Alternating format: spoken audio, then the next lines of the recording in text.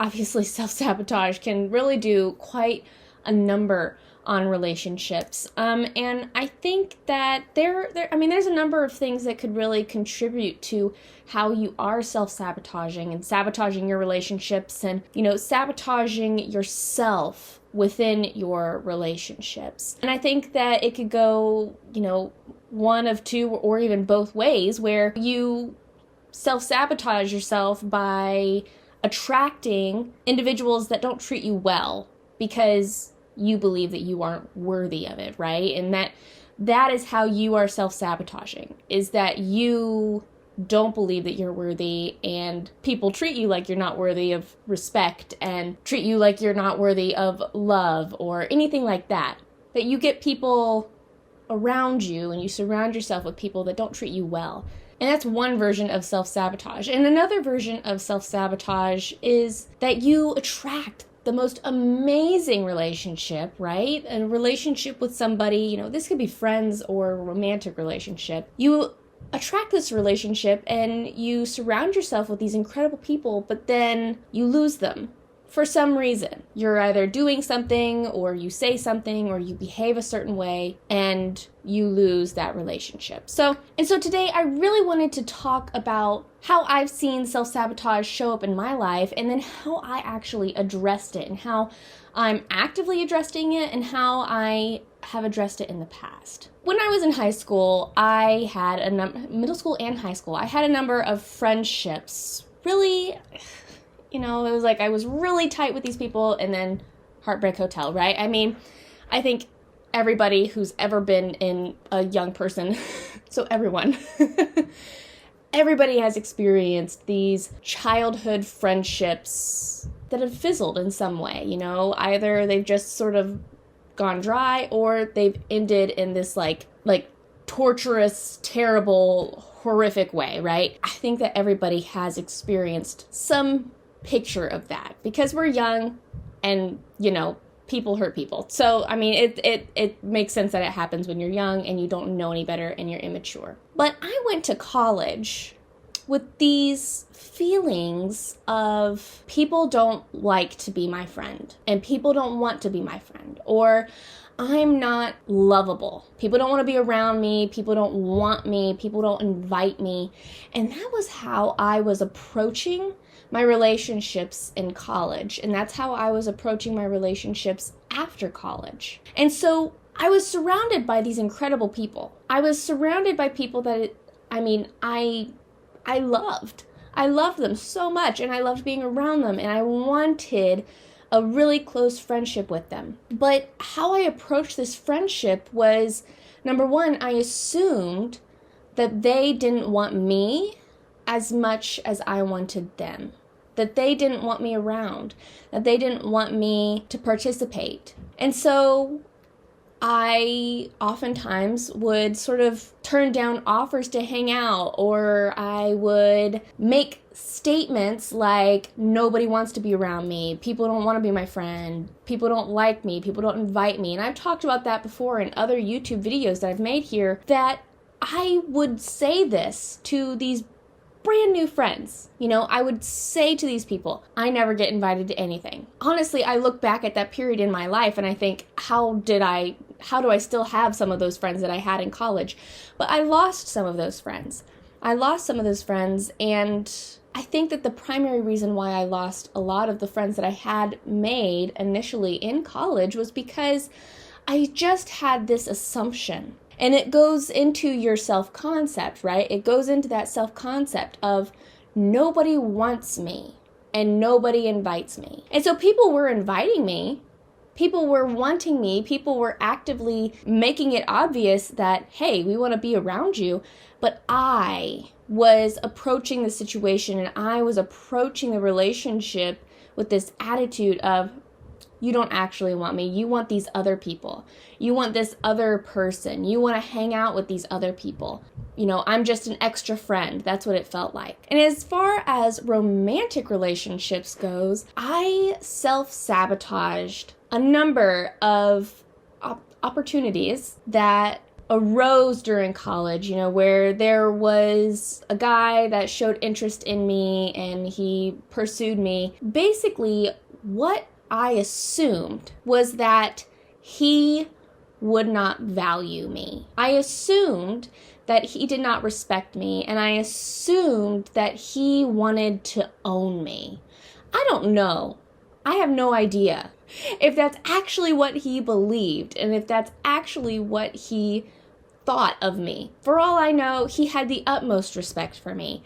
But in my mind, I had this assumption that he did not respect me, and that if I were to have these crazy ideas like, oh, I want to start a YouTube channel, I assumed that if I had these crazy ideas, or if I expressed this ambition, which I had at that time, if I expressed that to him, that he would automatically shut it down, that he would disrespect it, that he would laugh at it, that he would make fun of it, and that he would just, want me to stay in the kitchen and bear 20 children. That was the assumption that I had. And so when it comes to sabotaging relationships, the observation that I've had of my relationships and the ones that I've lost and the ones that I've sabotaged, the ones that I've, really, I was the one that made them not work out. It was my fault, okay? It's my fault that these relationships ended and these relationships didn't work out. The number one observation that I've had is that I made an assumption. The common phrase, what's an assumption? Well, it makes an ass out of you and me, right? Assuming that my new friends didn't want me. Assuming that this romantic interest wouldn't respect me. Assuming all of these things. While I was making assumptions about these other people, I was also not simply demanding respect, or I don't want to say demanding because that makes it sound I'm being super forceful, but requiring respect. I wasn't approaching the relationships with this energy and this attitude of they're in a relationship, they want me, and I require respect, and if they don't respect me, then I'm either going to address that issue or I'm going to leave them, right? I'm not going to deal with that. But at the core of all of it, at the core of all of my sabotage was assumption after assumption, okay? And I think it does directly point back to what I experienced in middle school and in high school, and it does point back to a lot of the different things that I had heard about the particular school that I went to and the guys that went to school there and what the guys at this school believed. There was a lot of things that went into my assumptions. There was a lot of these outside voices and a lot of these past experiences and these past, we'll call them rumors, that really prompted me to believe these things and prompted me to assume that my new friends didn't want me and that any guy that pursued me would disrespect me. And so I automatically approached these relationships in this way where I didn't accept invitations and I was disrespecting the person that I believed was going to disrespect me. And looking back, it's one of those deals where the possible relationship with this guy that was expressing interest in me, looking back at that, I think if I had just said yes to going and getting coffee with this guy, okay? If I had just said yes, what would have happened? And if I had just listened, and I think that when it comes to self-sabotage in a relationship, what you're doing is you're completely ignoring the fact that the other person is contributing to the relationship too. We come in with our assumptions. We assume that these people are going to be 100% the way that we expect them to be, and we assume that they're going to be 100% like what we've already experienced, okay? I 100% expected my friends in college to treat me precisely the way that my friends in high school and in middle school had treated me. That's what I expected. I expected this guy who expressed interest in me to treat me precisely the way that I had heard of a number of other romantic relationships, how like that dynamic. I expected that 100% out of him. What I was not taking into consideration is that this person has their expectations of me, and that these people, perhaps I was not considering how they're approaching the relationship. I wasn't taking that into consideration. I wasn't listening to that. And obviously there are friendships that no matter how non-sabotaging you are, they're bad relationships and you need to get out of them, right? But I don't think you should be approaching them with this automatic assumption that, this isn't going to work. You're going to treat me poorly. And I think that at the core of that, and at the core of these assumptions, is this unhealed pain and this unforgiven pain that we just latch onto and we cling to. And we're so afraid of getting hurt again. It's this human defense mechanism. It's this safety. It's this protectiveness that we have of ourselves. And there's nothing wrong with trying to protect ourselves and trying to keep ourselves safe and not wanting to get hurt again. I think that the real key to overcoming this sabotage in a relationship is I need to heal what I have going on. We always just jump into relationships. We jump into a romantic relationship because we feel like that's going to make me feel better, but we already have these bad, beliefs and these things in our past that contribute to how we treat these new partners, and then we sabotage the relationship when we're heartbroken, and then that feeds into the next one. The next heartbreak, and the next heartbreak, and the next heartbreak. I think that we approach these relationships just hoping for some healing, right? We want to experience healing, and we want to experience love, and we want to experience safety, and we want somebody else to heal us, and we want somebody else to help us. And we want to have something in our lives that is proving what we believe to be wrong. But we don't actually take the time to heal what we've got going on. I had these beliefs about these friendships, and I didn't actually heal the hurt that I'd experienced in high school until about 1 or 2 years ago, when I sat down and out loud forgave people, forgave situations, forgave these things that were going through my mind, and literally let go of it and said, you know what, that doesn't have to affect me anymore. I'm letting go of that. Just because that happened doesn't mean that it is fact. It is simply a circumstance and an instance. And with these romantic relationships, how other people have treated you, how you've witnessed other people. I actually found myself needing to forgive other people's spouses, right? Because there were these people in my life that I realized I was this witness to their relationship, and I just thought it was this terrible situation, and that I was reflecting that onto my own experiences. I was assuming that relationship was going to be what my relationships would look like. And so what I had to do was I had to forgive them. They weren't treating me badly, but I had to forgive them for how they were treating other people. And I had to forgive how people had spoken to me, and I had to forgive how people had made me feel that I would be treated. I had to sit down and forgive, and I had to sit down and I had to heal. I had to heal this feeling of I'm not worthy, and this feeling of I need to prove my worth, and this feeling of nobody respects me. And what I realized was that I didn't respect myself, and that was reflected in the fact that I wasn't healing, and that was reflected in the fact that I wasn't allowing myself to heal before approaching a relationship, and you're going to have those friends in your life that it doesn't matter how low you are, that they're still going to be hanging out with you, right? But those relationships where, it's a new relationship, or, maybe it's, like we said, a romantic relationship. Are you giving yourself time to actually heal? Or are you just jumping from guy to guy or girl to girl?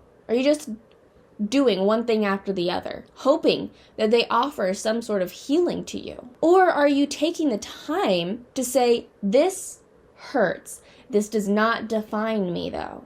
This is so painful. This person did a number on me. This situation, it wrecked me. It has wrecked me. I am wrecked over this situation.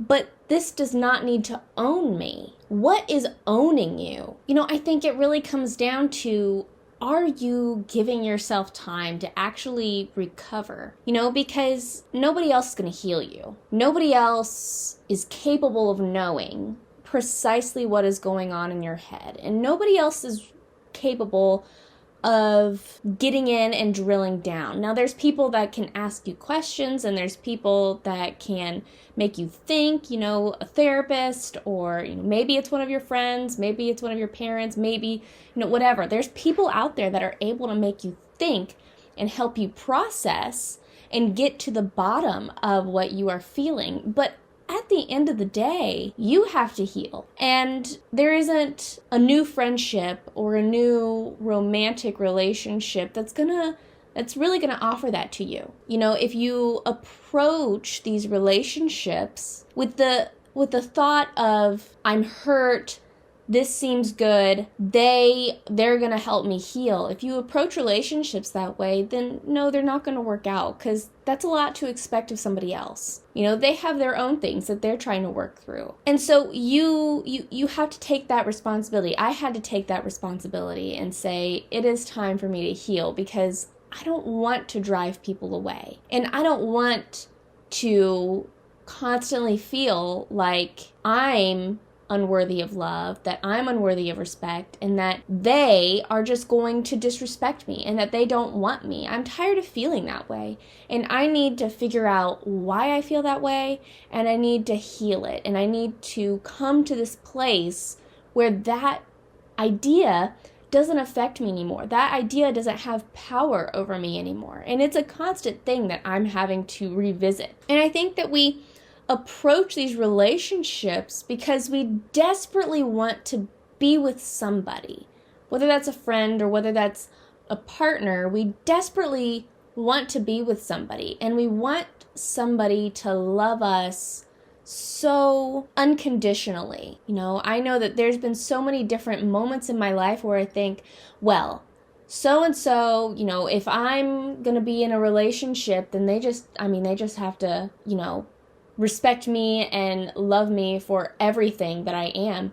And what I've discovered is that, I have standards as far as how I want somebody else to treat me, and as far as how I expect somebody else to be taking care of themselves and healing themselves, approaching their life. I have standards for how I want the other person to be.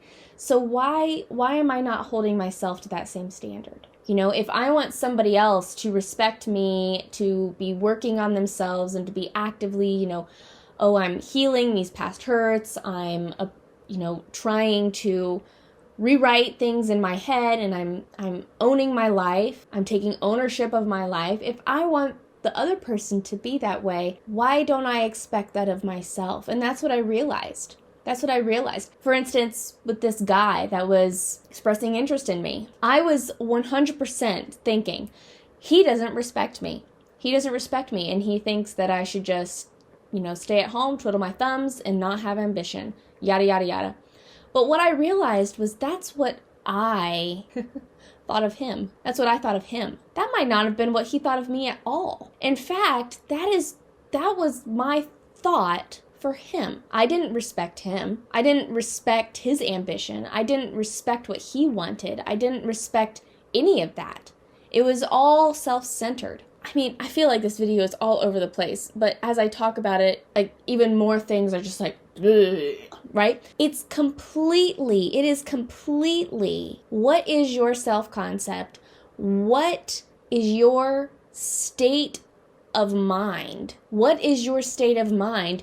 And what are your assumptions about them? What assumptions are you bringing to the table that are not serving you? You need to heal. You need to heal that, and you need to work through that, and you need to stop with the assumptions. Stop assuming that something's going to happen. Stop assuming that you're not going to be invited. Stop assuming that somebody's going to cheat. Stop assuming those things. When you assume those things, then people feel like you don't want to hear from them. People start feeling like she thinks she knows everything, and she's not letting me show her how I feel about her. She's not letting me express how I feel. She's not letting me actually prove myself to her. She's not letting me do that. She's not letting me show her what my intentions are. My friends wanted me there. This guy obviously wanted me in his life. I turned it all down because I assumed that my friends would not invite me, and I assumed that this guy would not respect me. There's just so much that goes into where is your head? Where is your head? What assumptions are you placing on other people that you've experienced in the past with somebody completely different? And what do you need to heal and work through and put behind you? What do you need to let go of? Not just put behind you, what do you need to release? What do you need to be free of? Because there's so much going in our mind and going on in our mind that, it's just not true. And when we assume our relationships are going to look like a soap opera, then that's what our relationships are going to look like. Because we are perpetuating the soap opera of our life. But when you approach your relationships with this, I'm going to learn about this person. I'm going to learn about them. And if they're not right for me, then they're not right for me. That's fine. I don't need to stay with them. But I'm going to learn about them, and I'm going to hear from them. I'm not going to assume that they're like this other person that I've experienced. I'm going to learn about this person. I'm going to experience this person. This is a completely different person. I'm going to learn about them.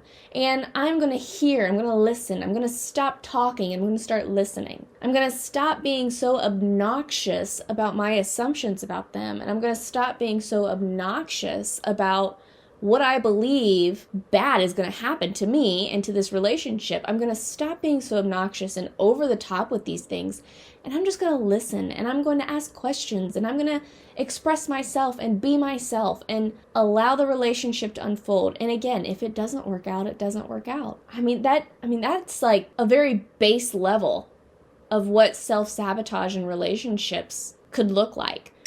I could even do a couple more videos on this because there are multiple levels. As I'm sitting here thinking about it, I'm thinking about other ways that self-sabotage was happening and how I was sabotaging my relationships in the past. But this video, I feel this need to communicate that what is happening in your head? What is happening in your head? And figure that out and address whatever is going on that is just promoting this, I don't want to say toxic, but this very negative approach to your relationships. What's going on in your head? And how can you heal? What can you heal? What do you need to heal in your life and release in your life? What do you need to discover about yourself? And how are you going to stop approaching your relationships with these assumptions about the other person that you don't even know, right? You don't even know them. And so I think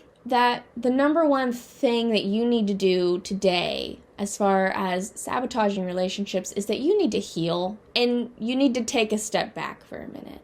You need to take a step back for a minute. You need to take a break, and you need to spend time with yourself. And don't be afraid to spend time with yourself. Don't be afraid of yourself, but be by yourself and allow yourself to be discovered by you, and allow yourself to reveal what you so desperately need to heal and that you so desperately need to release, because you're aching to let go of something. You want to let go of something. And your job right now is to spend time letting go. It is to spend time actually releasing and healing. I'm actually going to be talking a lot about this in the book club over on Patreon. We're reading the book You Can Heal Your Life by Louise Hay. And so that's probably why I was talking so much about it. That is precisely what the book is about and precisely what we're talking about here. And so if this is stimulating some sort of, feeling of I need to figure out how to heal and I need to figure out how I'm going to take time to actually heal my life, then I encourage you to go over and join the book club, just because we're going to be talking all about that and talking about how you can actively heal your life as we march through the book over there. So definitely check that out if you're wanting to take this a little bit further. I love you guys oh so very much. I thank you for joining me today. I hope you found some good benefit from this video and heard some good insights that you can use to sort of help yourself and help your own journey in overcoming self-sabotage, because it is a journey. Thank you so much for joining me today. I love you oh so very much. And until we meet again, so long.